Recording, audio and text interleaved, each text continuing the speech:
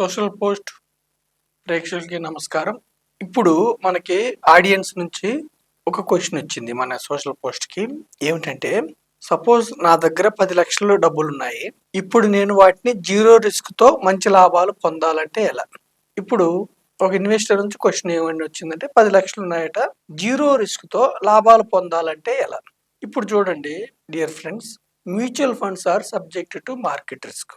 అంటే మ్యూచువల్ ఫండ్స్లో returns guarantee ఉండదు, రిస్క్ ఉంటుంది. మ్యూచువల్ ఫండ్స్లో వివిధ రకాల మ్యూచువల్ ఫండ్స్ ఉంటాయి. లిక్విడ్ ఫండ్స్ అని, డెట్ ఫండ్స్ అని, ఈక్విటీ ఫండ్స్ అని వివిధ రకాల మ్యూచువల్ ఫండ్స్ ఉంటాయి. అయితే ఏ మ్యూచువల్ ఫండ్స్లో కూడా రిస్క్ లేకుండా ఉండవు, కంపల్సరీ రిస్క్ ఉంటుంది. లిక్విడ్ ఫండ్స్లో మీకు మైన్యూట్ రిస్క్ ఉంటుంది.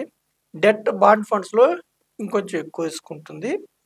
ఈక్విటీ ఫండ్స్లో హై రిస్క్ ఉంటుంది. అంటే మీరు ఇప్పుడు అర్థం చేసుకోవాల్సింది ఏంటంటే, 10 లక్షలు పెట్టే ఇన్వెస్టరు ఎంత కాలానికి మీరు ఇన్వెస్ట్ చేస్తున్నారు అన్నది ఇంపార్టెంట్. షార్ట్ పీరియడ్, ఒక 3 మంత్స్ 6 మంత్స్ కోసం మీరు ఇన్వెస్ట్ చేస్తే లిక్విడ్ ఫండ్స్లో పెట్టాలి.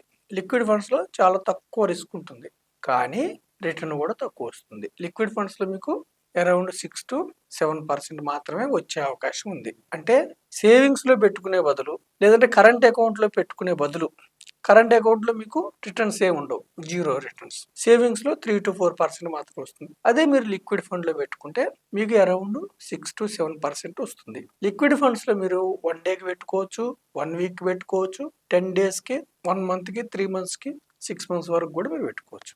తర్వాత ఆరిజిన్, టైం ఆరిజిన్ మీకు 6 మంత్స్ నుంచి, లేదంటే 1 ఇయర్ అబోవ్ నుంచి ఒక 3 ఇయర్స్, ఒక 5 ఇయర్స్, 3-4 ఇయర్స్ వరకు అయితే డెట్ ఫండ్స్ లేదా బాండ్ ఫండ్స్ మీరు పరిశీలించవచ్చు. ఇక్కడ కూడా మీకు రిస్క్ ఉంటుంది. ఇక్కడ రిస్క్ ఏముంటుందంటే, డెట్ ఫండ్స్, బాండ్ ఫండ్స్ అంటే ఏమిటంటే, కంపెనీలకు అప్పు ఇవ్వడాన్ని డెట్ ఫండ్స్, బాండ్ ఫండ్స్ అంటారు.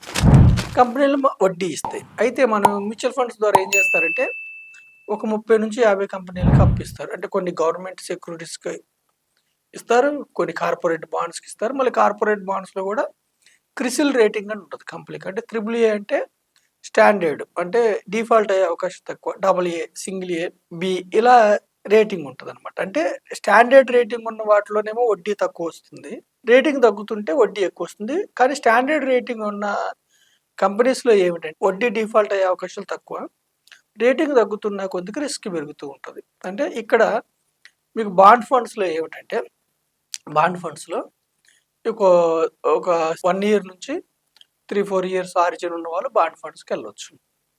తర్వాత ఒక 4 ఇయర్స్ నుంచి 6 ఇయర్స్ వరకు ఆరిజిన్ ఉంటే హైబ్రిడ్ ఫండ్స్ అంటారు. అంటే కొంత పోర్షన్ ఈక్విటీ, కొంత పోర్షన్ డెట్.